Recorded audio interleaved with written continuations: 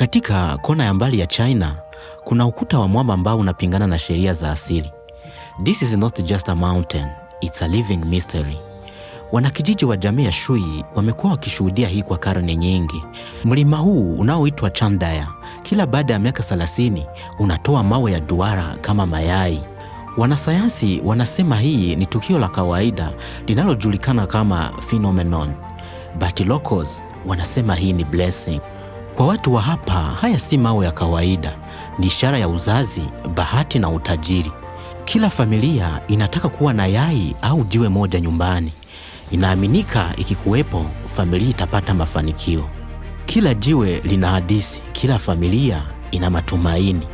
Lakini je, hii ni muujiza au ni sayansi? Wanasayansi kutoka Beijing walikuja kuchunguza. Waligundua kuwa mwamba huu umetengenezwa kwa aina ya jiwe linaloitwa calcareous rock, ambalo lina umri wa zaidi ya miaka milioni 500 kutoka kipindi cha Cambrian period. Mayai haya si mayai halisi. Haya ni mawe maalum yanayoitwa concretions. Haya ni mawe magumu yaliyoundwa ndani ya mwamba kwa muda mrefu sana. Kadri mvua, upepo na hali ya hewa vinavyoharibu mwamba laini, sehemu laini hupotea na haya mawe magumu yanabaki wazi. Ni kama mlima unajivua ngozi yake na kufunua hazina iliyokuwa imejificha. Kila yai lina safari ndefu sana. Inachukua takriban miaka 30 kwa yai moja kutoka ndani ya mwamba hadi kuanguka chini. Hii ni kama kuzaliwa polepole sana. Ni mtihani wa subira kutoka kwa asili.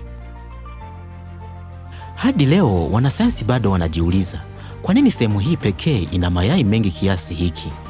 Zamani eneo hili lilikuwa kimya na maskini, lakini leo limekuwa kivutio kikubwa cha utalii.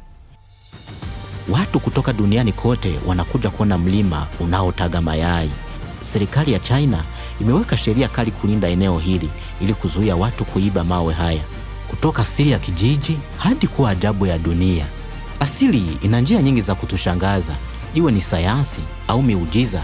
Chandaya inatukumbusha kuwa dunia iko hai, inapumua, inabadilika na kwa njia yake inaumba maisha. Je, unaweza kusubiri miaka 30 kuona yai likizaliwa? Labda baadhi ya mambo yanafaa kusubiri. Tunakuacha na maajabu ya mlima unaotaga mayai.